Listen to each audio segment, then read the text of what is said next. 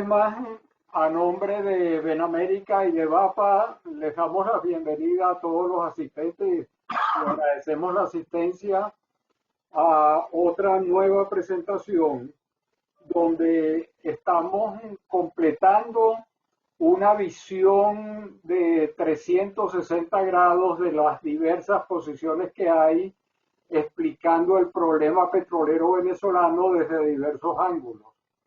Hoy nos toca precisamente ver el ángulo del sector privado que trabaja para la industria petrolera y en ese sentido le damos las gracias a Reinaldo Quintero, quien es ingeniero de materiales, tiene una maestría en ingeniería mecánica, más de 35 años de experiencia. Es el fundador de Argos, una empresa de gestión de activos empresariales, geomática y proyectos ambientales, y ha trabajado para las diversas filiales, para las diversas divisiones de PDVSA, gas, exploración y producción y las empresas mixtas. En su actividad gremial ocupó la segunda vicepresidencia de la Junta Directiva Nacional de la Cámara Petrolera, se inició en el capítulo Carabobo y actualmente es el presidente de la Cámara. Dicho esto, pues queda en el uso de la palabra Reinaldo Quintero. Bueno, buenas tardes a todos. Muchísimas gracias a Benamérica y VAPA, a Eduardo, a Carlos Sánchez, Carlos Moreno. Muchas gracias por la invitación, Jorge. Es un placer para nosotros compartir la visión de la Cámara Petrolera. Vamos a hacer un recuento rápido de qué somos. Y el principal objetivo de nuestra presentación es llevar una visión constructiva que mira hacia la integración de la industria petrolera venezolana, donde todos somos necesarios para la recuperación y rehabilitación de la misma. ¿Quiénes somos? La Cámara Petrolera es el sector productivo privado de la industria de los hidrocarburos en Venezuela. Hoy en día tenemos 42 años de experiencia gremial y profesional, invertimos y creamos en el potencial de nuestro país. Somos la única organización que agrupa proveedores de bienes y servicios a lo largo de toda la cadena de valor de hidrocarburos. Este concepto de que estamos a lo largo de toda la cadena de hidrocarburos es muy importante que lo tengan presente porque es parte del enfoque del método que utilizamos con la ventaja que tenemos sobre la visión. El tema estamos ubicados en diferentes capítulos. La sede nacional está en Caracas, tenemos el capítulo Falcón, capítulo Sucre, capítulo Carabobo, capítulo Sucre y Monagas. Y con esto estamos distribuidos geográficamente en el norte del país con posicionamiento sobre toda la operación petrolera. Somos 400 al día de hoy. Cuando le hice la presentación hace un año éramos 560 y algo. Hoy en día somos 464 afiliados. Es un conglomerado nacional que abarca toda la cadena de hidrocarburos y estamos clasificados por sectores económicos de servicio que están abajo, que ustedes lo ven por porcentaje: construcción y montaje, suplidores, servicios de pozo, operadores, fabricantes, ingeniería y servicios integrados, servicios técnicos y tecnológicos y los servicios asociados que tienen que ver con banca, con finanzas, con legal, con impuestos, etc. El desafío de la Cámara Petrolera frente a la recuperación del sector. Esto es algo que ha ido, digamos, cambiando en la medida que se hace más difícil y ha transcurrido el tiempo. El desafío cada vez es más complejo, son multicapas, es multidimensionales, como ustedes mismos lo han manifestado durante sus presentaciones, pero básicamente nosotros proveemos soluciones y alternativas. No queremos sustituir instituciones y lo de nosotros es aportar hacia un norte que signifique rehabilitar la industria de los hidrocarburos en Venezuela, regularizar el aporte del sector para fortalecer la economía venezolana dentro de un contexto de fortalecimiento de las finanzas públicas y sobre todo de la disciplina fiscal. Formular propuestas específicas y concretas que puedan frenar la declinación de la producción nacional. impulsar la producción nacional a su medida histórica, recuperando 1 millón de barriles. Este concepto también hay que desarrollarlo un poco sobre el piso que nosotros tenemos. La propuesta que ustedes van a ver es 1 millón de barriles adicionales al punto donde estamos hoy en día. Aportar a la prosperidad y estabilidad socioeconómica del país, puesto que el motor de hidrocarburos sostiene la mayoría o sostiene el grueso de las actividades económicas del país. Y el último, muy importante, todos igual de importante, pero este es muy importante, promover el esfuerzo conjunto entre el sector público y privado nacional e internacional para estimular el crecimiento de la industria y la economía del país a través de los principios de transparencia y credibilidad. Dos principios que tenemos que nosotros trabajar y recuperar. En algún momento, durante una presentación que estábamos en la OTC, yo sentí que el país, y creo que lo he mencionado, lo mencioné cuando estuve reunido con ustedes en la VAPA en Houston, a mí me preocupaba mucho la declinación de la producción, pero había algo que me preocupó mucho más, que es un factor que va afectando a la sociedad. Es la pérdida de credibilidad que tenemos como país, como suplidores, como industriales, como personas que estamos en el mercado y en la industria petrolera. Entonces, nosotros recapacitando y mirándonos, nos decíamos, ok, los venezolanos, ¿qué tenemos que demostrar? Nosotros no tenemos que demostrar que tenemos petróleo, no tenemos que demostrar que tenemos conocimiento en petróleo, tenemos 106 años trabajando en la materia. ¿Qué tenemos que demostrarle al mundo? Que somos capaces de cumplir, que somos capaces de crecer y que tenemos credibilidad. Es un tema donde la credibilidad se vuelve un factor crítico, es un nodo y tenemos que recuperarlo. Algunos antecedentes que hicimos a efectos de analizar cómo se había comportado el mercado, pues aquí hay una curva de precio contra producción y hay una contradicción inherente en esta última parte, donde se ve unos precios altos y una caída de producción. Lo típico es que esto de alguna forma se hubiese comportado en modo diferente. Si tú tienes mayores precios, normalmente debiste haber, por lo menos mantener la producción. Otro tema que está en el tapete, que siempre se nos ha estado conversando, son las modificaciones sobre la ley. Y nosotros pues, damos nuestra opinión siempre constructiva. Aquí se hizo un historial de alguna de los impactos de las leyes y cuáles fueron positivos en cuanto a la producción. La ley de reversión, la ley de nacionalización, luego la apertura petrolera, vemos la ley de hidrocarburos, en qué punto estaba, y luego por el decreto 5200 de mayo del 2009, pues a partir de ahí ustedes ven los resultados. De nuevo, hablando de la cadena de valor, nuestro enfoque está estructurado de acuerdo a la ley orgánica de hidrocarburos vigente y a su descripción sobre lo que significa y lo que constituye la cadena de valor. ¿Por qué lo hacemos así? Porque nuestros proyectos están ubicados y nuestras alternativas han sido ubicadas lógicamente sobre la cadena de valor de la industrialización en Venezuela del petróleo. Tenemos aguas arriba, exploración y producción, transporte y tratamiento primario, almacenamiento inicial, compresión de gas, refinación y petroquímica, y aguas abajo, lo que es la corriente, aguas abajo, comercialización, mercado interno y externo. Las conversas que tuvimos inicialmente fueron orientadas a la parte de comercialización y particularmente mercado interno, que era lo que estuvimos hablando a modo libre antes de comenzar el intercambio del web server. Entonces, nuestros proyectos están ubicados a través de toda la cadena de valor. Visto desde el punto de vista de diagrama, en la misma forma. Identificamos áreas críticas, aguas arriba, perforación, extracción, transporte y tratamiento primario, almacenamiento inicial, corrientes medias, la parte de refinación, destilación, purificación, transformación, crudos, productos, etcétera, y la parte que es industrialización a aguas abajo y comercialización está identificada, incluyendo la parte de petroquímica, comercio interno, transporte, almacenamiento, suministro, distribución y expendio. Para efectos de lo que nosotros para proponer proyectos y para proponer alternativas y viendo cuáles eran los análisis de oportunidades, las rutas que podíamos abordar en determinados tiempos con determinados recursos.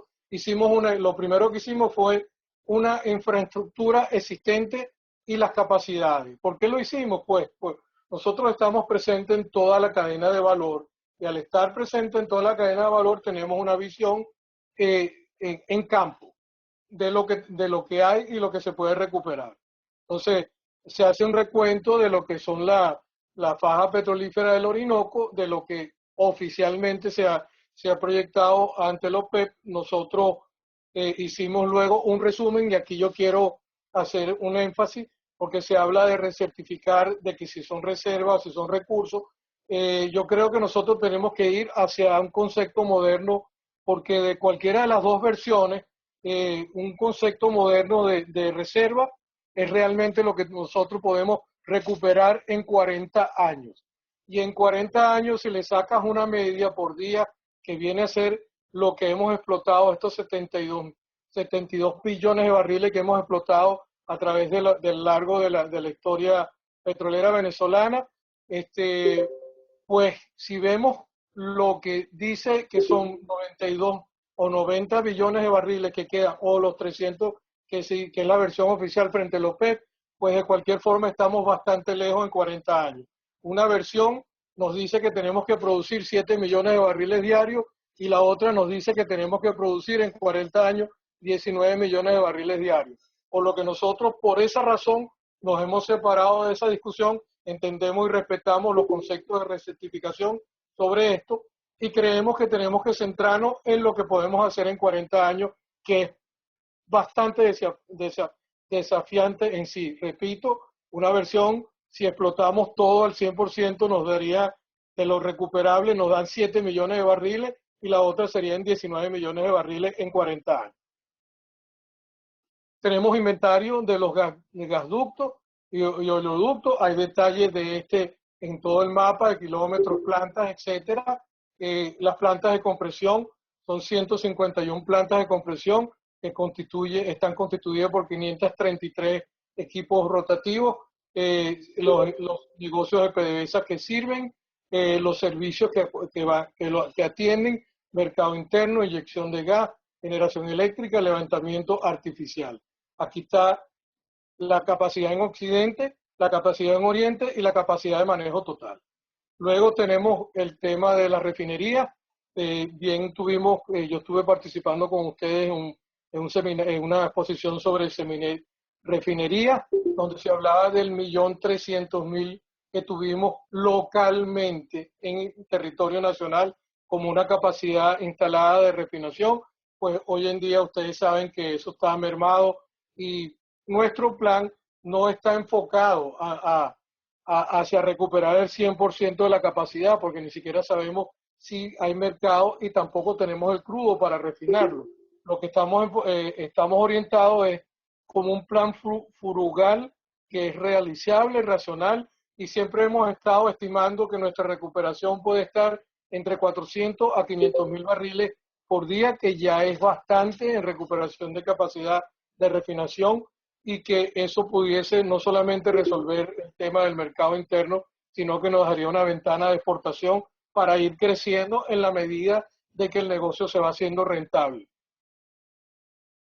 Las petroquímicas, de igual forma, hicimos un inventario de todas las plantas y en la siguiente lámina van a ver, pero al final nosotros recomendamos recuperar las plantas que tienen que ver con fertilizantes y plásticos.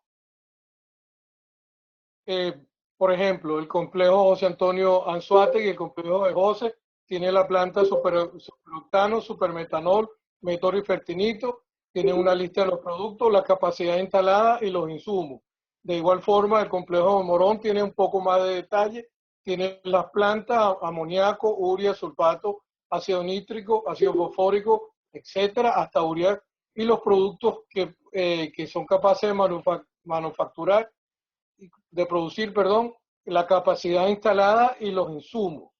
De igual forma, para el complejo El Tablazo, Ana María Campo, la planta Olefina 1, olefinador, lo que es relacionado con el plástico, y clorovinilo. Tenemos detalles, capacidad instalada e insumos. Luego hicimos un inventario detallado de la infraestructura esencial por los estados petroleros tradicionales, en el caso del Zulia. El número de yacimientos, 1.494, el número de pozos son 27.208, número de campos 107, el número de refinerías 1, el número de petroquímica 1, kilómetros de oleoducto, kilómetros de gasducto, plantas de tratamiento de agua, plantas de manejo de tratamiento y manejo de gas, plantas de inyección de agua y vapor, el número de plantas de inyección de gas, plantas compresoras, patio de tanque, estaciones de flujo, plantas eléctricas, número de terminales y la capacidad de transferencia. De igual forma se hizo lo mismo para el estado de Anzoátegui, número de yacimientos, número de pozos, número de campos, número de refinería, número de petroquímica y así el detalle, incluyendo hasta la capacidad de transferencia al norte de Anzoátegui, incluyendo algo de Monaga. El tema de los mejoradores, de igual forma se hizo un inventario de la situación de los mejoradores. Hoy en día cambiaron los nombres, como ustedes bien saben, Petropiar, Petromonaga, Petroanzoátegui, Petrocedeño, Sinovenza, que no es un mejorador, pero es un despojador, es lo que era anteriormente por la parte de Vitor de Oremulsión, las capacidades de diseño y la situación actual. Esto hay que actualizarlo porque la única que está produciendo son Petromonagas y Petropiar, y el Petropiar está más o menos por 100.000 barriles al día, mientras que Petromonaga está en la mitad de esto y lo demás está en cero. El plan de rehabilitación, y aquí es muy importante, quiero decirle que nosotros, esto es un número que es una suma de proyectos a través de la cadena de valores tal cual nosotros lo mencionamos en las anteriores láminas, son estimados, algunos son estimados clase 4, otros son detallados clase 2, que aunque hay que revisar para el momento de implementar, constituyen números hechos con proyectos de ingeniería y propuestas específicas que ya se habían entregado a PDVSA. Para frenar la declinación, estimamos unos 8.000 millones de dólares y para el momento, ahorita puede ser un poco más, estábamos hablando de 6 meses de trabajo, desde el día cero, desde el día que se disponen de los recursos y el día que vamos a comenzar a trabajar. Esto es mayormente trabajo de recuperación de energía en yacimiento, tiene que ver con maquinaria rotativa, con trabajo de mantenimiento de pozos, también se hizo una clasificación de los pozos, categoría 1, categoría 2, categoría 3, vimos los costos, los alcances de los trabajos, y eso es una matemática por un número de pozos y por la cantidad de plantas que íbamos a trabajar. De igual forma, la parte de esto es para frenar la declinación.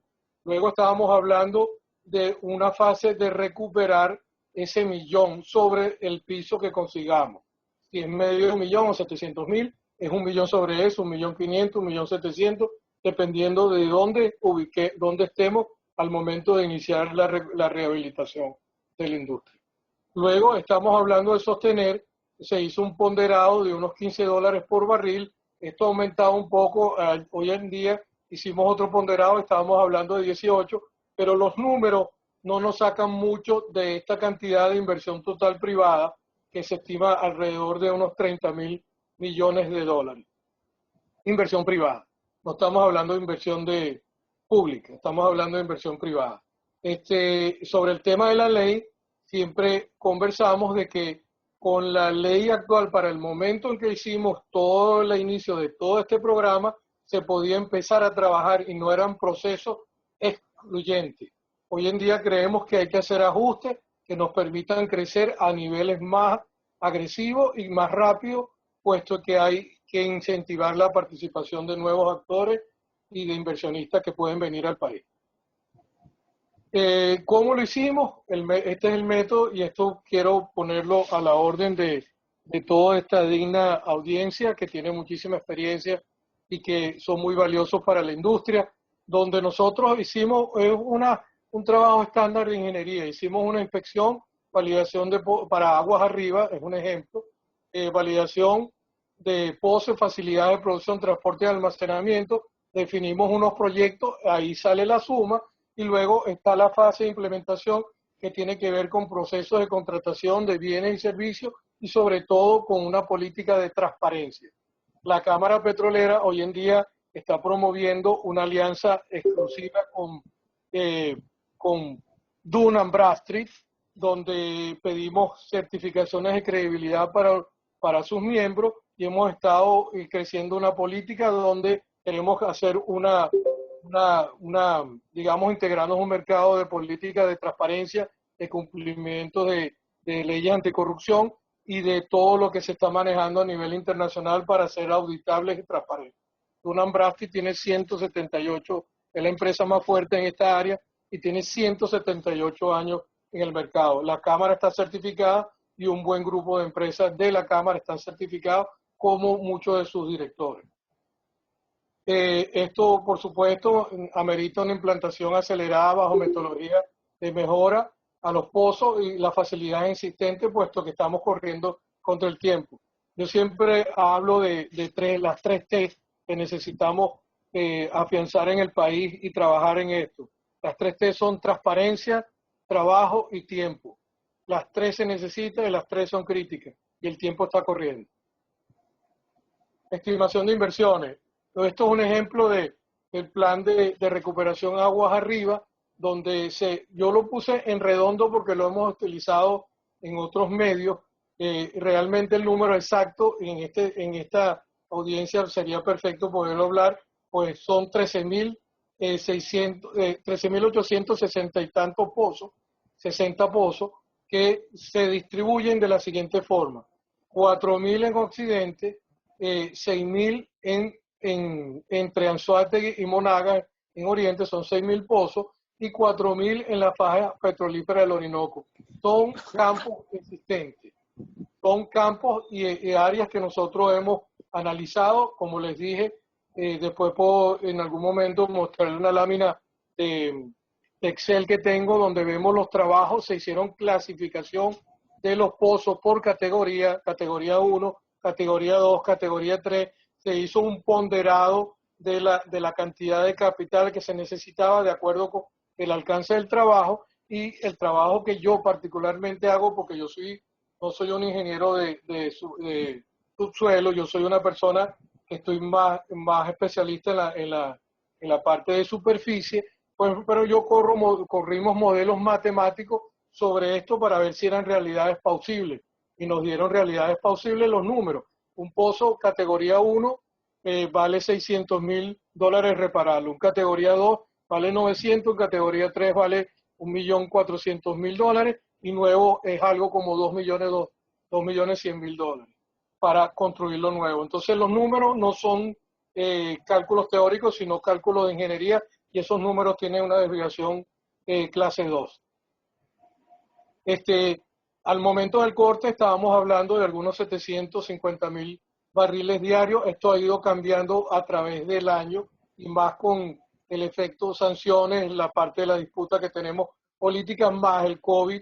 Hoy en día se sumó a como un factor negativo también el contango, el tema de lo que es la rentabilidad del mercado por la sobreoferta y la capacidad de almacenamiento desbordada. Pues se hizo un estudio y como ustedes pueden ver aquí, Occidente solamente en potencial estimado, estábamos hablando de 1 millón, y Oriente en sus áreas tradicionales, y estos son crudos livianos, son los crudos de las dietas tradicionales nuestras, crudo liviano y mediano, que te dan esta capacidad el potencial total, es un potencial, y la recuperación por pozo estimado, estábamos hablando de 100, poner el pozo a producir 100 barriles por día, mientras que en Oriente estábamos hablando de 70 barriles por día. La faja petrolífera del Orinoco, y creo que ahí teníamos una visión bien clara y nos adelantamos a los eventos, pues siempre pensamos que había que redimensionarla y analizarla. Hoy en día es más que evidente que la rentabilidad bajo condiciones actuales se ve afectada, pero bueno, con la recuperación que se estima para la regularización del mercado petrolero, habrá que hacer un nuevo estudio y ver qué tan factible y qué tan conveniente es hacer lo que estamos haciendo de la misma forma, y creo que es una oportunidad de renegociar con los actores que quieran venir a Venezuela a trabajar o los que se queden a trabajar. Se hizo en el plan de taladro para el momento del corte, la OPEC reportó que tenían 22 taladros, nosotros contamos 23 y este es un plan de recuperación, taladros que son el tamaño de ellos son de 1000 a 3000 HP. Para el plan de recuperación se hablaban de unos 70 y esto era el aporte de cada uno de los sectores, sector público y sectores privados en términos de empresas nacionales, internacionales, PDVSA. Así era el cuadro tal cual estaba en un tiempo de 120 días. Esto hay que de nuevo redimensionarlo porque hay un impacto importante sobre las sanciones y sobre las condiciones actuales, pero al fin y al cabo necesitamos 70 taladros para acompañar el plan de trabajo, siendo que es una recuperación secundaria y son actividades de mantenimiento, pues este es un número, es el número, 70 taladros. De nuevo, la inversión aguas arriba es solamente para aguas arriba, es por lo menos 25.000 millones de dólares y el tiempo de trabajo estamos hablando de unos 18 a 24 meses acompañando los trabajos en los campos que escogimos. Aquí quiero ser específico de que cualquier otra sugerencia y cualquier otra alimentación al plan que se tenga bien en considerar, pues nosotros estamos abiertos. Si VAPA tiene unos determinados campos que quiere trabajar, pues nosotros estaríamos muy contentos de oírlo y entender cuáles son los campos y los alcances que ustedes quieren trabajar y nosotros pudiésemos acompañarlos con números y complementarnos en el sentido de que nosotros hemos visto lo que hay y que hay oportunidades de recuperaciones inmediatas. No es tan cierto de que hay que es tierra que estamos partiendo desde cero. El hecho de que hayan 500, 600 mil, 700 mil barriles de producción bajo digamos, bajo una política que no es absolutamente eficiente, pues te dice de que no estás partiendo de cero. 700 mil, 500 mil, 600 mil barriles no es cero. Eso no es cero. Eso es lo que persigue Guyana en su plan de desarrollo. Nosotros estaríamos partiendo desde ahí. Eso no es cero bajo ninguna circunstancia. Por lo tanto, los números que nosotros presentamos es partiendo desde ese número y agregando 1 millón bajo un concepto frugal de tratar de utilizar el máximo de recursos que se dispone. El marco regulatorio también se hizo un análisis del mismo.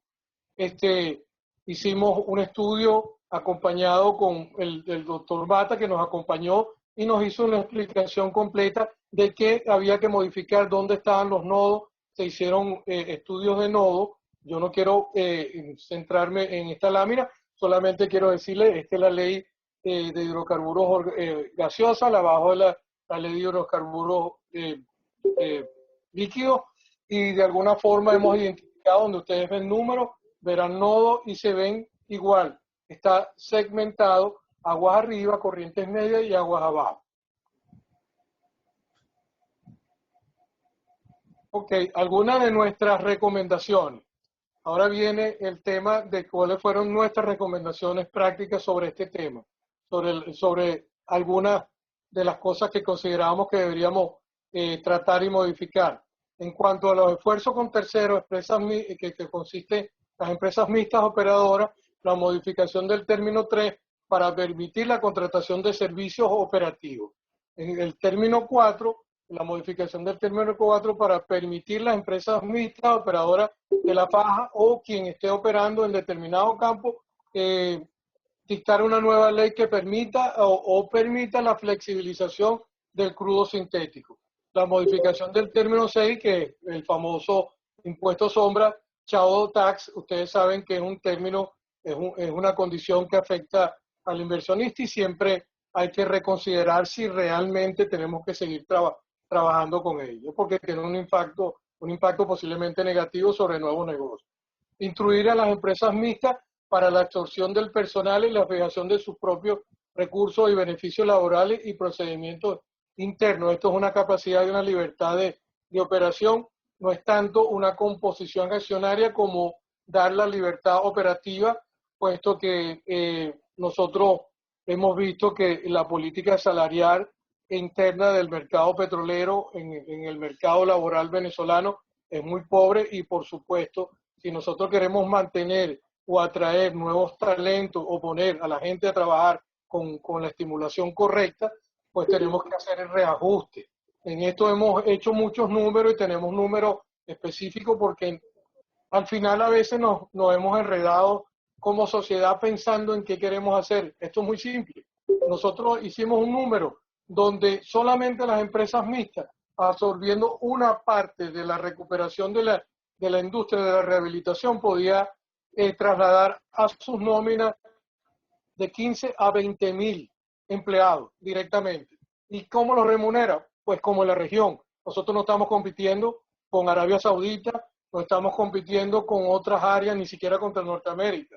Nosotros estamos compitiendo en un mercado latinoamericano. Si una persona se va a México a ganar $1,500 o a Chile a ganar $1,500, pues estando en Venezuela o ejerciendo sus competencias y estando cerca de sus querencias en su país, por esa misma cantidad podía retornarse. Entonces, los números hay que hacerlo de acuerdo con las realidades regionales y a nuestras propias oportunidades. En cuanto a esfuerzo propio, en la parte contractual, lo que son los posibles acuerdos que se lleven con el sector privado y el traslado de, digamos, acompañamiento como servicio, acuerdo de servicio conjunto con la industria petrolera nacional, se hicieron algunos observaciones en cuanto al nivel, el definir el esquema de financiamiento respectivo, cumplir con las entregas de los crudos a través de los off-takers, son cosas que han ido fallando. Otras propuestas regulatorias tienen que ver con reforma del artículo 2 para la comercialización del gas asociado en cuanto a la explotación. Ustedes bien saben que la mayoría del crudo nuestro lleva, o una buena parte lleva gas asociado. Reformar el artículo 18 para fijar el porcentaje del capital nacional. Es la labor de la Cámara maximizar el contenido nacional y generar la mayor cantidad de empleo y que se genere el desarrollo dentro de Venezuela. Reformar el artículo 22 para modificar la composición accionaria de las empresas mixtas y permitir la mayor participación privada y manejo de las operaciones. Reformar el artículo 57 para permitir la comercialización del crudo por parte de las empresas mixtas operadoras.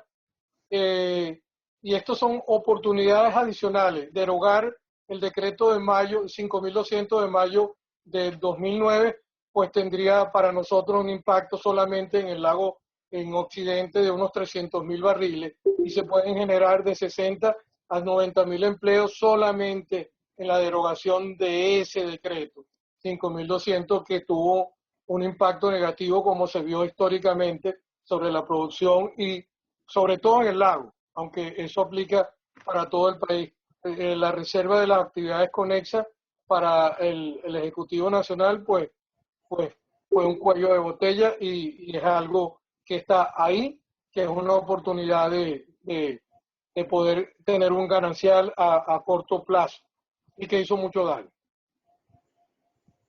Las propuestas técnicas operativas, promover la comercialización de crudo y productos por parte de las empresas privadas, adelantar los estudios para modernización y aumentar la capacidad de procesamiento de los productos destilados, así como los proyectos que incluyen plantas de tratamiento y recuperación de líquido de gas, actualizar información de yacimiento para su conservación y maximización mediante mediciones de temperatura, presión de fondo fluyente, modelado de contacto de fluido, perfiles de flujo para el modelo de cotejo de pozos. Lo pusimos porque sí hay que hacer una revalorización de los estados de nuestros yacimientos, porque bien los ingenieros que están aquí de yacimiento y geólogos saben que esto es un tema dinámico. Hay que reubicar otras oportunidades de recuperación. Revisar el precio de los productos, lo hablamos al principio. Esto es una locura colectiva que hemos tenido durante muchos años. Regalar la gasolina fue un exceso y hoy en día estamos pagando ese exceso. Y lo mismo aplica para otros temas como el tema del agua y las otras infraestructuras como la electricidad. O sea, esos servicios son básicamente unos servicios públicos y tienen que ser viables, tienen que tener una rentabilidad. Posiblemente no se tenga que cobrar toda la infraestructura en algunos de los otros servicios, como son el agua, las comunicaciones y la electricidad, pero en el caso de lubricantes y de los combustibles es necesario de que se cubra la mayoría, por lo menos, o la mayor parte se llegue a unos precios que sustenten la operación y que lo hagan viable. Hoy en día son inviables, puesto que lo estamos regalando y seguimos regalando el combustible que hoy en día no tenemos. Promover nuevas inversiones a lo largo de toda la cadena de valores, exploración y producción, refinación petroquímica, gas, transporte y comercialización, así como en pozos, oleoductos, gasductos, estaciones de flujo múltiple, compresión de gas, inyección de vapor, patios de tanques, sistemas de medición y automatización, sistemas eléctricos, estaciones de servicio, infraestructura en general. ¿Qué queremos decir con esto? Que toda la cadena de valor amerita la colaboración de toda la sociedad. Esto no es nada más un tema de público, de operación, de una estatización. Esto es un tema de colaboración entre el sector público y privado y todas las ideas que puedan llevar a cabo el enriquecimiento, la recuperación, la rehabilitación y la modernización de nuestra industria son bienvenidos. Hace falta actualizar toda la cadena de valor. Regulatorias y contractuales, hablamos de la confianza, la credibilidad, la seguridad jurídica. De nuevo, la credibilidad es lo que más cayó en nuestro país, la tenemos que recuperar, los venezolanos tenemos que volver a posicionarnos como personas que podemos cumplir. Nosotros tenemos petróleo, tenemos conocimiento, tenemos una base de recursos, pues tenemos que demostrar que tenemos credibilidad y tenemos que retomar este valor tan esencial para poder recuperar colaboradores internacionales y alianzas que nos lleven a donde podamos llegar en los 40 años que tenemos que explotar lo que queda del recurso de hidrocarburos. Revisar y ajustar determinados aspectos regulatorios para impulsar la inversión en el sector, respetar los esquemas contractuales suscritos con la industria conforme a las normas de compliance internacionales. Esto tiene que ver con leyes de transparencia y de auditabilidad, realizar seguimiento para el cumplimiento de las obligaciones contractuales económicas y financieras, las deudas con todos los sectores del sector privado relacionados con la cadena de valor. Esto se mencionó en una de las otras presentaciones, pues esto va a llevar mucha discusión y vamos a tener que aceptar esquemas de reestructuración y refinanciamiento donde la participación incluya la recuperación de estas deudas, no a través de un simple repago, sino a través de un refinanciamiento.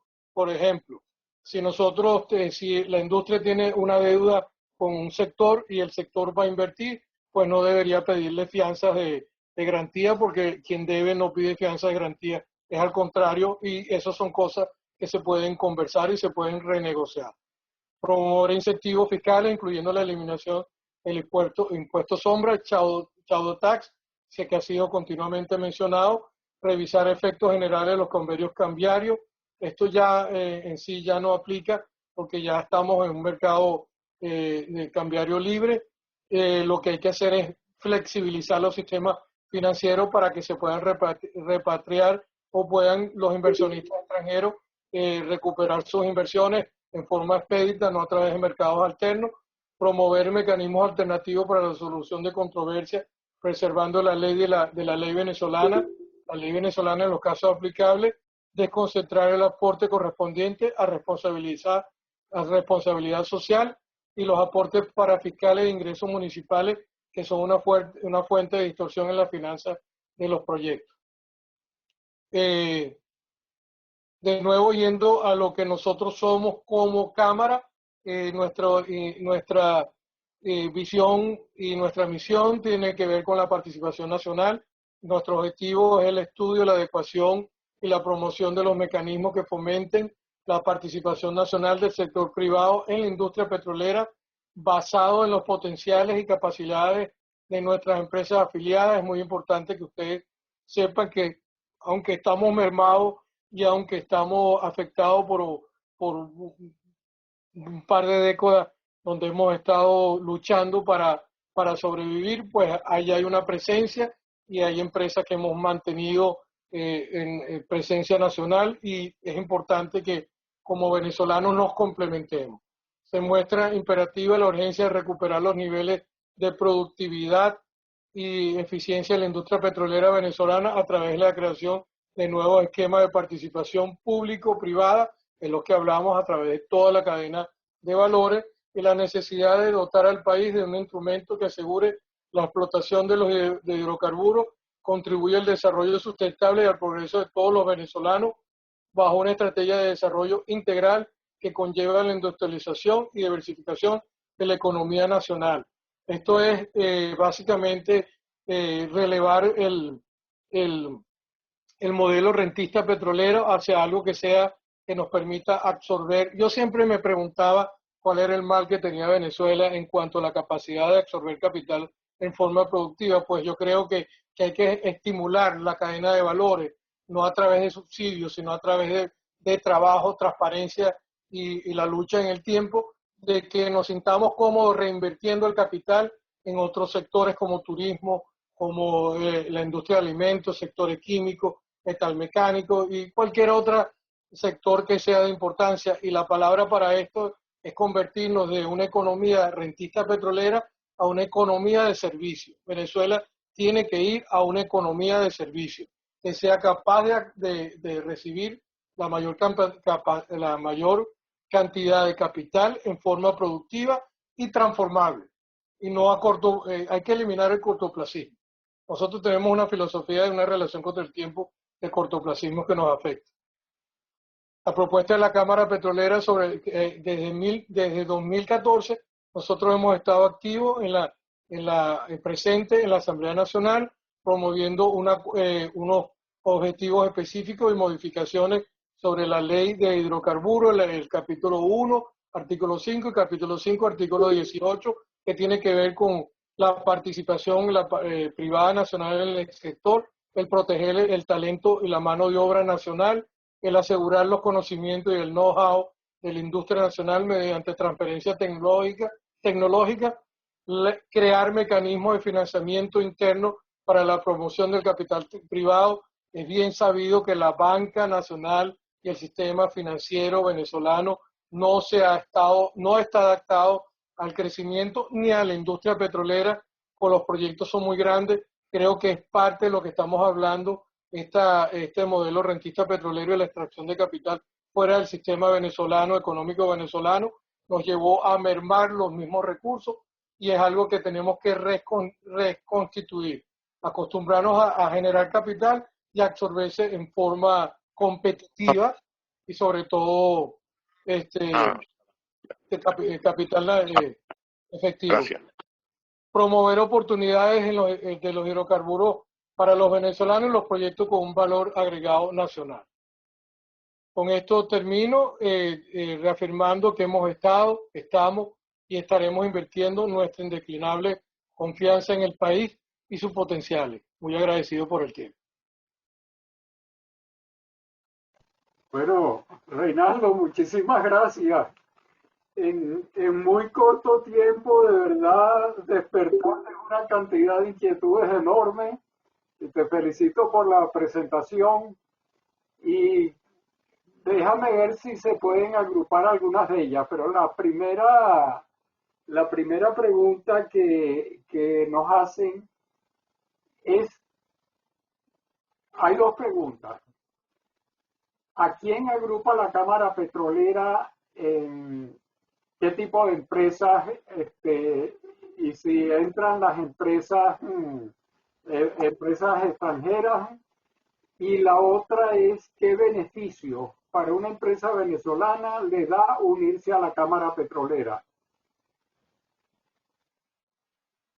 Voy a pasar a la primera lámina para contestar esa pregunta, que básicamente déjame ver cómo, ese es el tipo de empresa que nosotros tenemos: construcción y montaje, suplidores, servicios de pozos, operadores, fabricantes, ingeniería y servicios integrados, servicios técnicos y tecnológicos y servicios asociados. Y si hay empresas transnacionales, dentro de nosotros están presentes empresas como Shell, como Chevron, como Eni, como Rosneft, Hay empresas muy grandes y hay empresas de servicios medianas y pequeñas asociados al conglomerado. Las ventajas es que nosotros en este momento estamos construyendo capacidades asociadas. La Cámara Petrolera es un verdadero conglomerado nacional donde las empresas que se suman pues tendrán oportunidad de participar en el desarrollo y en los trabajos que se van realizando y se van acompañando con otras empresas, aparte de que tenemos seminarios, la parte de la credibilidad, la certificación, el intercambio de información pertinente y lo que es la parte de acompañamiento tecnológico y lo que es la parte de acompañamiento de asesoría. Ok. Siguiendo con las preguntas, en cuanto a las refinerías, ¿cuál o cuáles serían las que ustedes ven que son recuperables y en cuánto tiempo? ¿Cómo llegan a la cifra de 500.000 barriles de capacidad necesarios para que el mercado interno solamente? Bueno, el mercado interno en algún momento tuvo una cifra de 460.000 barriles al día, pero eso fue en el 2007 y hubo otros históricos que también se comportaban de la misma forma, pero creo que nosotros los que estamos aquí tenemos que sincerarnos de que entre 50.000 y 100.000 barriles se iban en contrabando de extracción. Por lo tanto, el consumo nuestro estaba por debajo de 300.000 sin regalando la gasolina, o sea, a manos abiertas, los combustibles. Pero si nosotros razonamos, podemos ver de que el consumo de venezolano frugal y sincero, ahorrando gasolina y respetando los costos, es menos de 200, son algunos 200.000 barriles.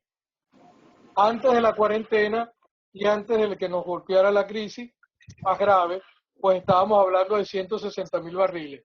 Mi opinión es que 200 a 250.000 barriles son más que suficientes para el mercado nacional, sobre todo bajo una política de sinceración de precios y de costo.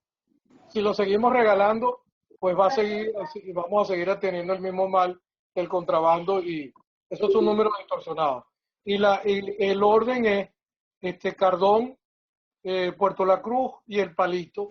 Nos pueden dar las capacidades, algunos 300, 400.000 barriles, y existen posibilidades de hacer trabajos adicionales sobre la refinería. De los números que tenemos, sabemos que en ese orden, en esa refinería, se pueden recuperar los 400 a los 500.000 barriles. Ok.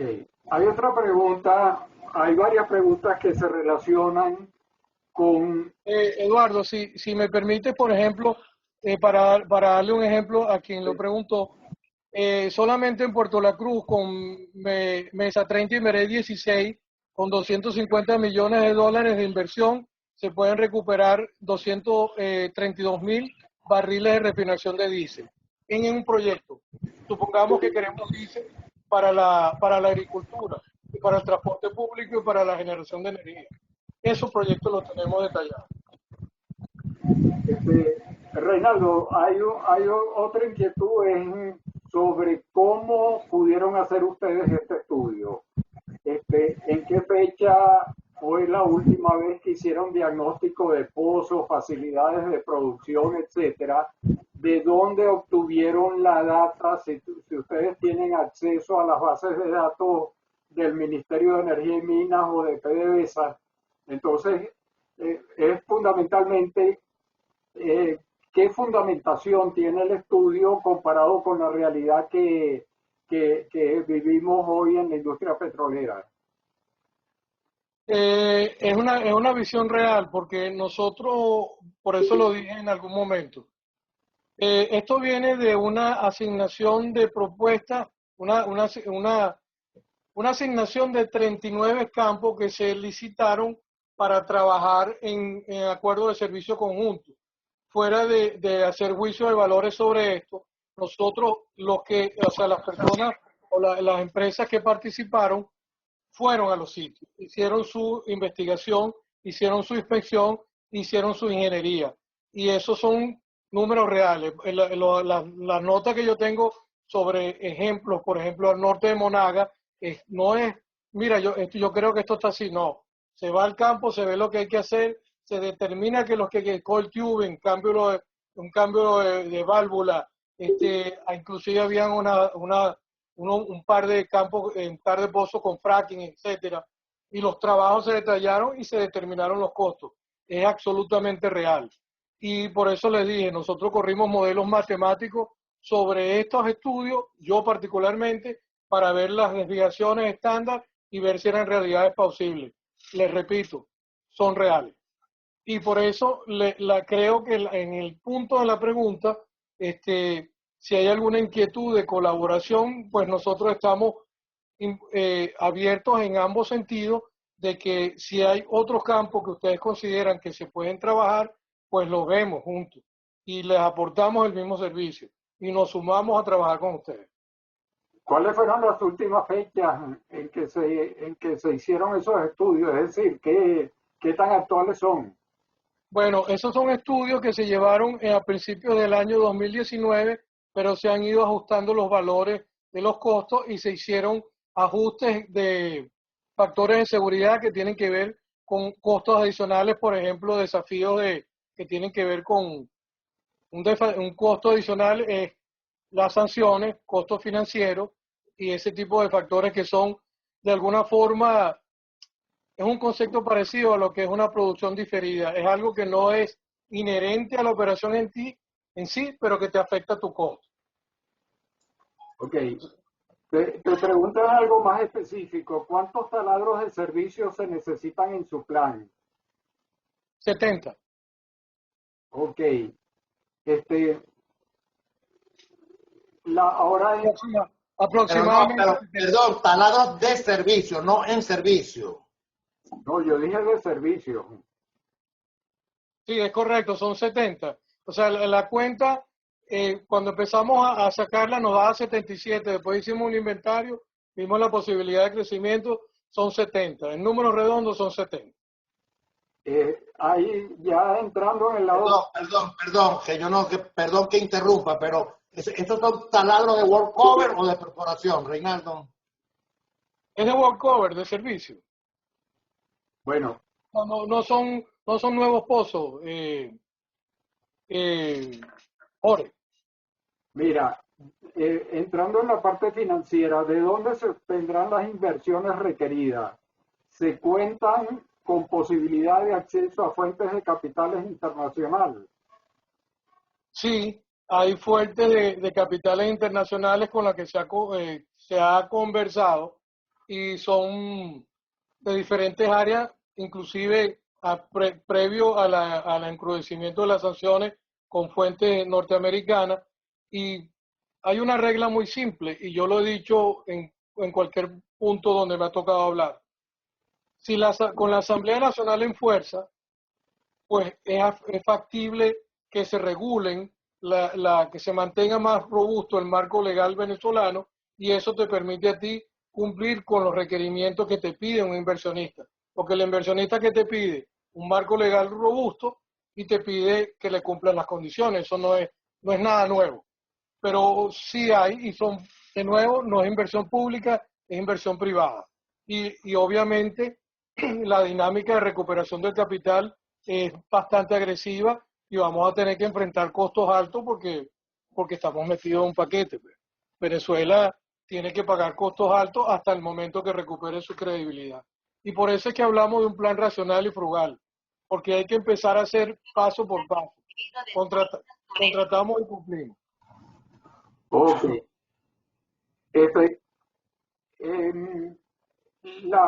Aquí hay otra pregunta que ya va específicamente para tu actividad gremial. ¿Qué mecanismos están visualizando para el cobro de deuda de PDVSA con los contratistas? Esa es la pregunta de las 7.000 lochas. Es lo que dije, ¿no? Lo mismo que dijo Stefanelli cuando hizo su referencia a eso. Nosotros no tenemos política de abandonar deuda, pero obviamente va a haber una política de reestructuración y conversar con PDVSA en su momento y tratar de reestructurar esas deudas dentro de los mismos trabajos a futuro, no a través de un aumento de precios, no es esa matemática.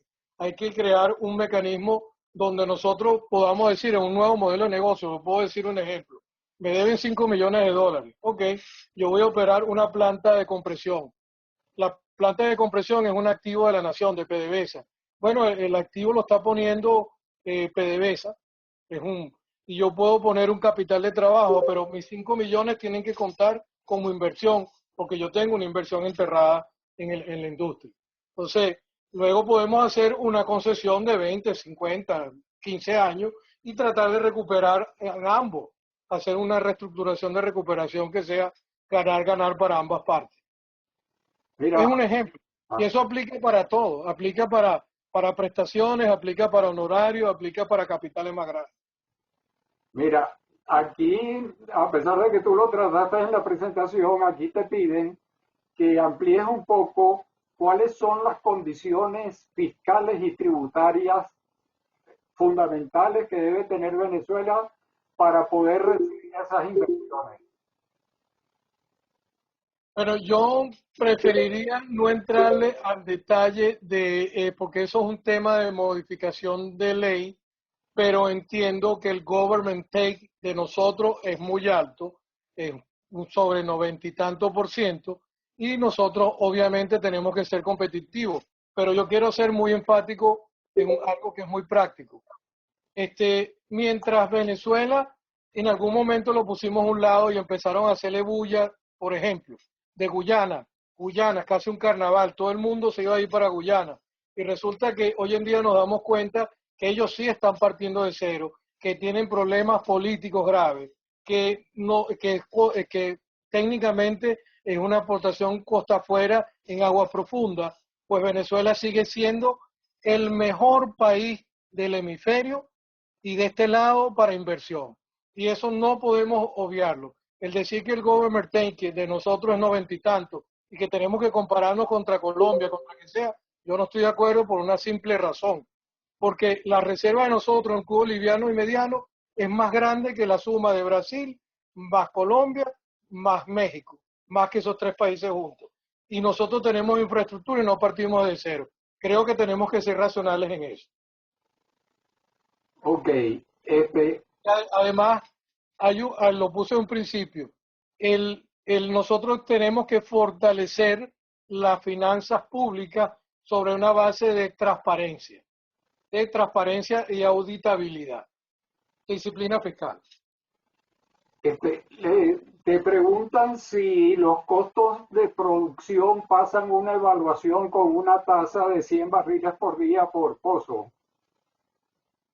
Sí lo pasarían, sí la pasan. Sí pasan y sí son rentables. Bueno, al día de hoy no, pero en una recuperación mediana sobre $30 o hasta donde se está esperando que alguna vez lleguemos, $40, $45, pues nosotros sí creemos que pasa. Y en las condiciones anteriores antes de esta tormenta perfecta, pues los números daban. Aquí hay unas preguntas de recursos humanos. Hasta Sí. el año 2000, la industria petrolera utilizaba un promedio de 50.000 empleados de empresas contratistas. ¿Cuál es el número equivalente hoy? Muchísimo menos, no llegamos ni al 20%. Estamos bastante mermados, pero tenemos capacidad de crecer. Yo con esto no quiero utilizar mi empresa como un ejemplo, pero puedo utilizar una transnacional. Hoy en día la presencia de una transnacional en Venezuela es 40 empleados, y esa misma transnacional tranquilamente sube a 4.000, 5.000 en poco tiempo. Es lo mismo, o sea, si nosotros ubicamos contratos viables y una colaboración balanceada entre el sector público y el sector privado, pues muchos de esos empleos se pueden generar. Y aquí quiero ser también enfático en algo que es muy importante. El inversionista que va a llevar capital a Venezuela quiere que Venezuela se lo pague. Por eso es que tampoco es justo que la participación sea mermada. Si los venezolanos vamos a pagar nuestras deudas, pues los venezolanos tenemos que trabajar y tenemos derecho al trabajo para poder pagar. Mira, también te piden que desarrolles algo más sobre recursos humanos. ¿Conseguirías la gente con el perfil cualitativo requerido? ¿Qué porcentaje de nivel de inversión dedicarías a recursos humanos? En fin, quisiera por favor escuchar más sobre el plan de la gente. Pero el plan de la gente nosotros lo hemos tomado numéricamente en ejemplos, por ejemplo en el Zulia hablamos de una ocupación entre 60.000 a 90.000 nuevas plazas de empleo. Pero yo quiero ser enfático en esto porque viniendo de proyectos de infraestructura superficial, para darle un ejemplo, un proyecto de rehabilitación de infraestructura que sea 10 millones de dólares a lo largo de un año genera 300 empleos. Entonces la matemática te va a dar una cantidad importantísima de empleos que puede generar. Sí, es un desafío volver a captar a las personas, pero yo veo aquí 112 participantes. Cuando alguien dijo en algún sector de que por arriba de los 50 no iba a poder acompañarse a trabajar en la industria, pues yo lo invito a que lo haga sin nosotros.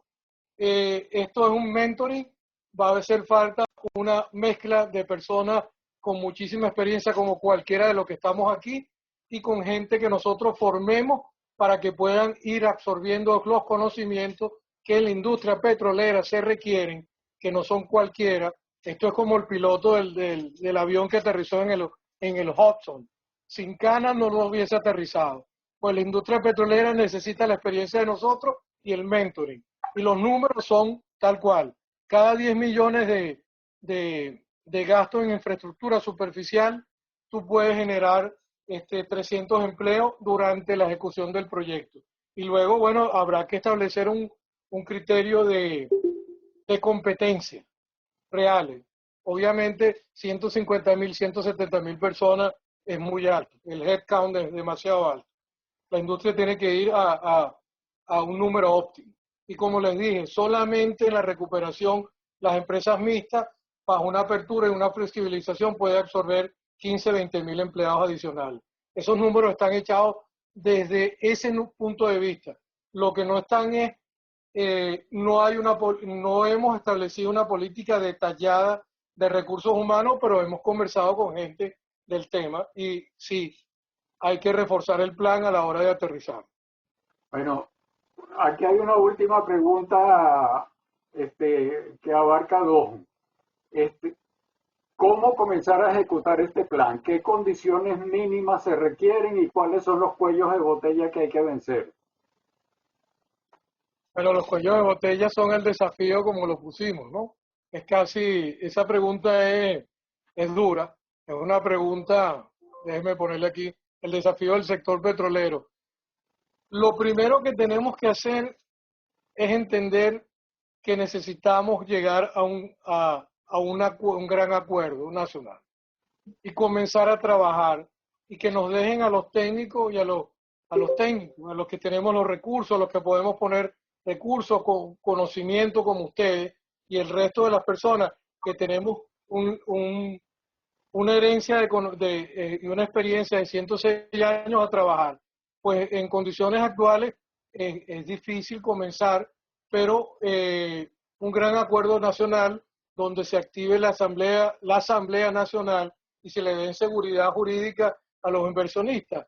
Eso pudiese empezar a destapar las válvulas. El resto es comenzar a hacer lo que podamos hacer con las leyes que tenemos y comenzar a hacer los estudios de legislar para abrir otras oportunidades y hacer los ajustes que permitan ingresar nuevas inversiones. Pero la pregunta es amplia, ¿no? Porque es casi como que me preguntaran cuál es la mejor jugada de ajedrez. Es complicada. Yo creo que la primera es ponernos de acuerdo y activar las instituciones. Ok, mira, y una última es si ustedes disponen de un inventario de las instalaciones dañadas y los reemplazos que requieren en los campos existentes. Sí lo tenemos, sí la tenemos. Tenemos detalles. O sea, las hojas de nosotros hablan de las producciones, si están en cero, cuáles son los gananciales, cuáles son los trabajos, la categoría 1, categoría 2, categoría 3, y se hizo una suma matemática algebraica de costos, se le suman los costos asociados a las obras complementarias, los gastos financieros, la seguridad. La seguridad es un factor importantísimo y sobre eso además tuvimos factores de seguridad que podían causar desviaciones y de nuevo se corren modelos matemáticos, se ve si es una realidad plausible y sobre eso se hacen los números. No son estimados al detalle. Yo le puedo decir, ustedes me dicen a mí un pozo, un determinado campo, busco mi lista y le digo, esto vale tanto, arreglarlo. Ok, mira. Disculpa la interrupción, pero la pregunta es muy importante.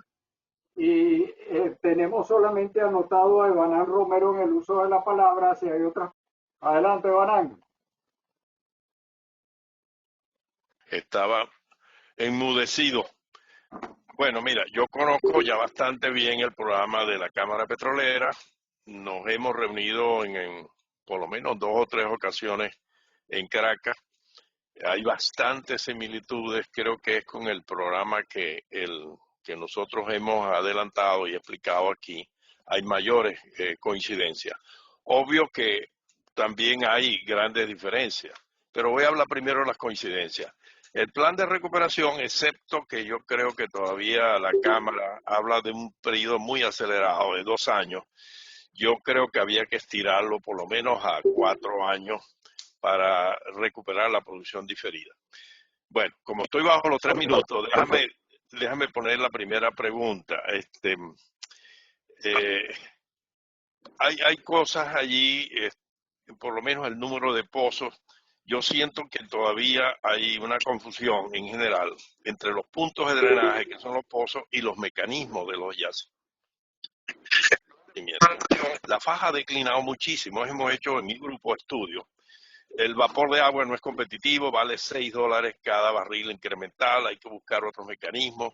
El factor de recobro no es lo que se esperaba, o sea que hay que atacar más el fondo. Y en el caso de Occidente, Reinaldo lo sabe porque es un operador de compresión de gas, en el lago Maracaibo, si no hay gas lift, yo no sé cómo se van a reactivar los 4.000 pozos si no se ataca el fondo de cómo lo vas a levantar. Tendrías que ir a poner ESP o PCP, lo que sea, más capital para poder levantar la producción. Pero si no hay gas lift en el lago mismo, que es donde están los barriles medianos y livianos, más que en las costas, es un poquito complicado. La otra parte que obviamente nos diferencia es que nosotros vamos a una ruptura completa. Yo no sé todavía de dónde, y Reinaldo lo sabe, va a venir ese dinero. Ese dinero uno lo oye y se imagina que es una PDVSA rediviva, pero no hay posibilidad de ese dinero por ese lado, y ese conundrum todavía hay que resolverlo. Que si tú, Reinaldo, no le ofreces a esas empresas que has hablado acceso al petróleo para su manejo, su control, el bajar la participación del gobierno y darles la operación completa al sector privado, no va a ser posible. Bueno, entonces yo no tengo ninguna pregunta, sino básicamente si han hecho una evaluación y se han basado en los yacimientos, sus estudios, que PDVSA, por cierto, hace muchos años que no los hace. Entonces, ¿cómo se saca todo ese número de pozos para reparar? En el caso de la faja, que sí es... Reinaldo. Sí, yo creo que está comentado, ¿no? Saludos, Evanán, mi respeto. En los números hay que aproximarlos a yo le dije que teníamos que hacer, en algún momento le puse que había que hacer un reestudio de los yacimientos, un poco sobre observaciones que yo he tenido con Evanán, pero son números que tenemos que trabajarlos, ¿no? Sin embargo, yo creo que la realidad de lo que estamos proponiendo es plausible y es bien conocido en la industria, por ustedes mismos también, que hay algunos trabajos que son muy sencillos. A lo mejor yo te digo que hay que gastar en categoría 1, en reparación de un pozo, $600,000, pero a lo mejor es 300. Entonces, y si se fijan en la gráfica de recuperación, yo no le puse número a la Caja Petrolífera del Orinoco justamente porque hace buen rato consideramos que había que reestudiarla como un modelo de negocio. Hay que hacer un reestudio. O sea, estamos absolutamente de acuerdo con las premisas de Banan. Ahora, el modelo de operativo, si es privado o si es del Estado, el porcentaje, pues también, acuérdense que yo fui bastante explícito de que eso hay que modificarlo. Pues yo creo que si una empresa puede operar un 100% de un campo, 100% privado, y a lo mejor un solo pozo, a lo mejor, qué sé yo, Eduardo quiere irse a Venezuela y operar un pozo, pues ¿por qué no? Entonces yo no hemos puesto números. Lo de nosotros es pensar en cómo lograr una colaboración pública-privada eficiente, no limitada a porcentaje ni a las mismas cajas en las que hemos pensado, porque para nosotros está claro que la soberanía no es un porcentaje, la soberanía es un bienestar. Bueno, tiene la palabra Gilberto Morillo.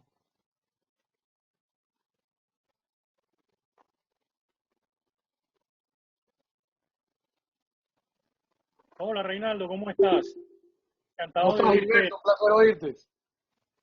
igualmente. Mira, muy bueno, como aunque somos colegas de la universidad, pues yo me fui al área financiera y estuve muy gratamente impresionado por lo que han planteado de arreglos tipo para manejar la deuda con participaciones, etcétera. Yo creo que esa es la clave y me alegró mucho oírlo, conocer de ustedes esa flexibilidad.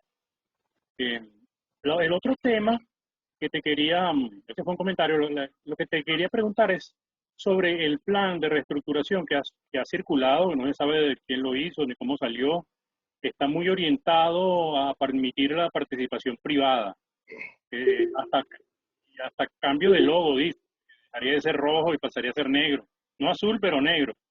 Entonces, ¿tú crees que ese plan, si lo echan a andar, bueno, no sería malo, aunque no nos guste la administración que hay ahora? ¿Tú crees que ese plan te parece bueno? ¿Crees que te montarías en ese tren en lo que arrancara? Gilberto, bueno, por cierto, Gilberto es del grupo Orinoco, trabajó en el plan y nosotros nos hemos alimentado de todos esos inputs que nos han dado y tratamos de aterrizar algo. Eso fue lo que hicimos, ver lo que se había planteado y lo fuimos aterrizando y alimentando de diferentes fuentes con las que hemos intercambiado. Desde ese punto de vista que estoy diciendo, yo vi el plan y me lo leí tres veces me lo estudié. Yo me he leído todos los planes que se han hecho públicos por el respeto a los editores y sobre todo porque nosotros tenemos que hacer una revisión porque todos tienen algo que aportar. El plan, en primer lugar, no corresponde a la administración que está tomando ahorita fuerza en PDVSA allá en la Campiña. Es del grupo saliente. Sin embargo, tiene conceptos interesantes. Yo creo que la apertura a la participación privada y el reconocer que la desviación del objeto principal de la industria a manejar cosas que no están dentro de su competencia hizo mucho daño, porque fue una superestatización. O sea, PDVSA tiene que dedicarse al petróleo. Y en el caso, a veces yo pienso, esto lo piensa Reinaldo Quintero, no la Cámara, a lo mejor PDVSA pudiese ser una operadora más, competir con el resto. Y yo creo que la competencia abierta, transparente y auditable siempre hace buena salud, siempre y cuando siempre estén presentes los venezolanos.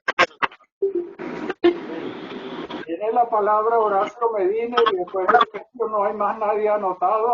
Ajá.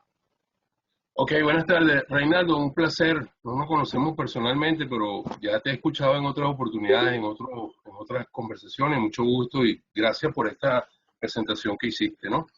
Pues yo voy a empezar por algo que no tenía planteado, que fue lo último que respondiste. Yo estoy totalmente de acuerdo contigo.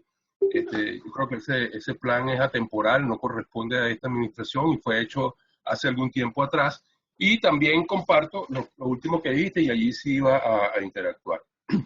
Fíjate, después de escuchar atentamente esto, yo creo que tengo algunos puntos de coincidencia importantes. pienso que los primeros mangos bajitos, para decirlo en términos coloquiales, son precisamente esos pozos a los cuales tú te refieres. Yo no sé si, no entraremos en los detalles de si es en la cantidad exacta, en el precio exacto, en el número exacto, en la producción, pero creo que es direccionalmente, eso es lo correcto.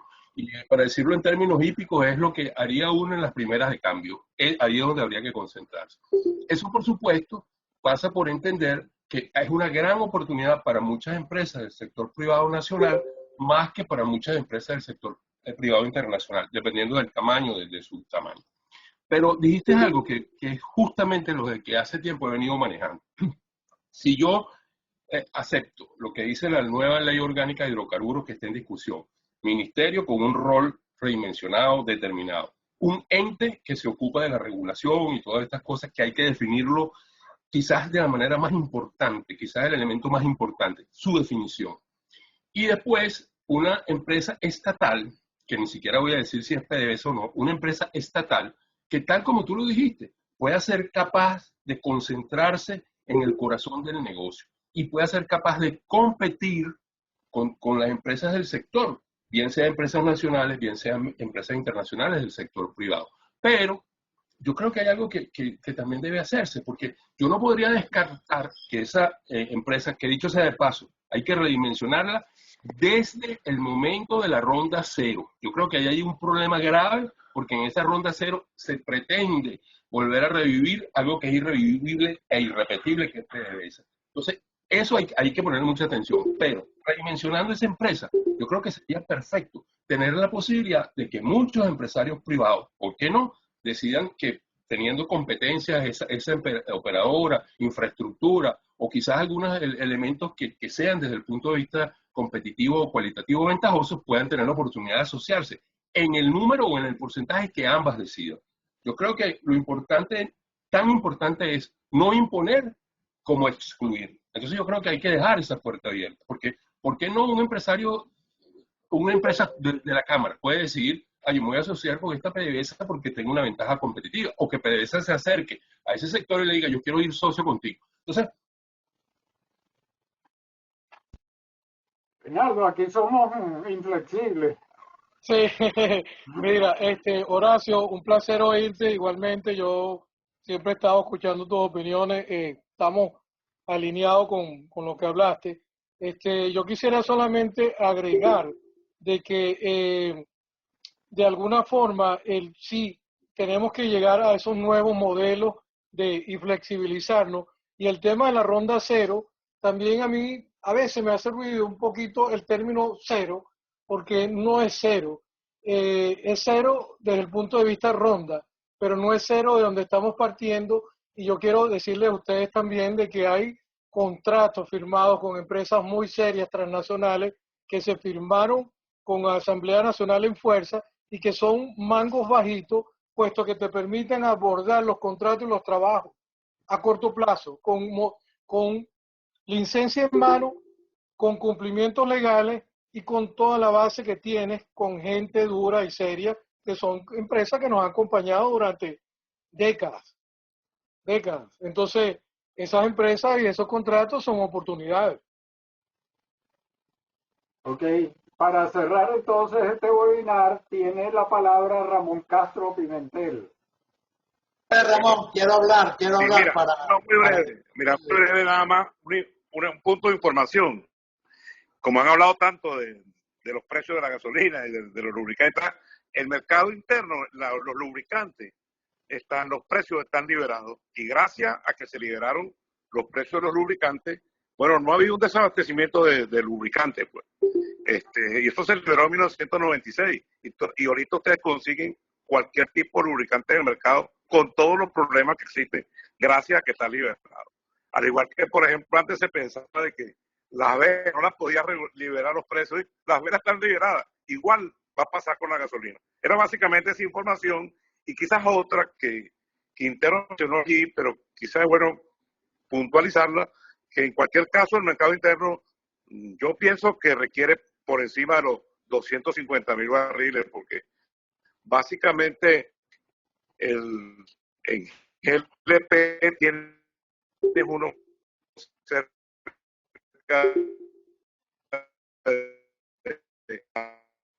parte del diésel, más la parte de la gasolina. O sea que yo creo que por muy disminuido.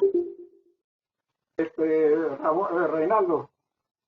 Sí, yo oíle un poco, aunque entrecortado a Ramón, pero entiendo de que hay que revisar los números de consumo.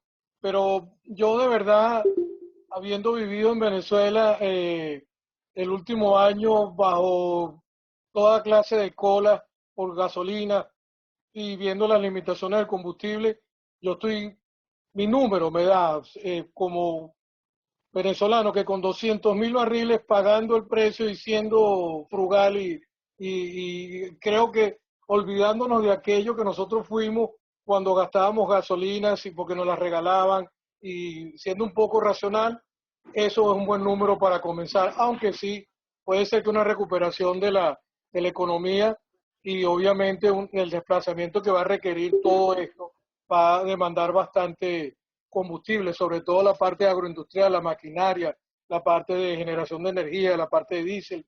Bueno, no hablamos tampoco del gas, hay que trabajar el gas de Venteo del norte de Monaga, hay que recuperar ese gas y convertirlo o en inyección o en generación de energía, pero sí, estos números que se pueden imaginar, pero no van a estar muy lejos y no van a ser punto de diferencia entre nosotros, porque la gente que trabaja se entiende. Ok. Jorge Sajía repidió la palabra porque dice que quiere cerrar como de costumbre. Pero le damos 2 minutos y medio nada más, Carlos. No, simplemente con la venia de nuestro presidente de VAPA, con la venia de Carlos Sánchez y con la tuya, Eduardo, o sea, estoy muy complacido con la presentación de Reinaldo, porque es la visión de los que trabajan el día a día en la industria petrolera. 480 empresas que están en los pozos, que están en la refinería, por lo menos conforman una base de datos, una información bastante fidedigna. Simplemente habría que renovarla, ver, no respondiste bien, Reinaldo, el grado de destrucción, porque entiendo que los taladros están descuartizados en la sabana, en las estaciones de flujo no hay puertas, no hay baños, pero ese no es el caso. Pues lo que yo quiero decir es que en nombre de VAPA, con la venia de Carlos Sánchez, que es el presidente de VAPA, soy miembro de la Junta de ya hemos concluido con un ciclo de presentaciones promovido por VAPA y Benamérica sobre cómo el diagnóstico del enfermo para detener la declinación e incrementar la producción. Está la posición de mi gran amigo, mi profesor, mi colega Banán Romero, que es un punto de vista. Está la de Luis Pacheco con Juan Sabo, también bien chévere, muy bien llevada, y está la de la Cámara Petrolera, que lo hemos conversado dentro de la VAPA. Es que llega el momento en que hay que conciliar todos estos puntos de vista y que nadie se crea que tiene la solución o la verdad absoluta, porque somos humanos y la experiencia nos dice que nos equivocamos, pues. Entonces, y no tener tampoco actitudes prepotentes de que este es el plan y 100% privatizado, 100% estatal. No, señores.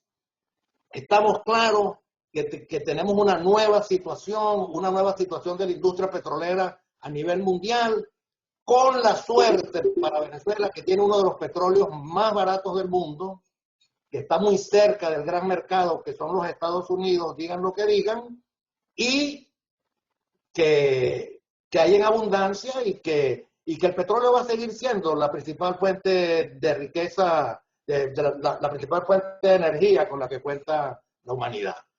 Un millón de gracias por tu presentación. Es la segunda vez que la vi hace más o menos un año aquí en Houston. Ha mejorado mucho y bueno, seguimos en contacto.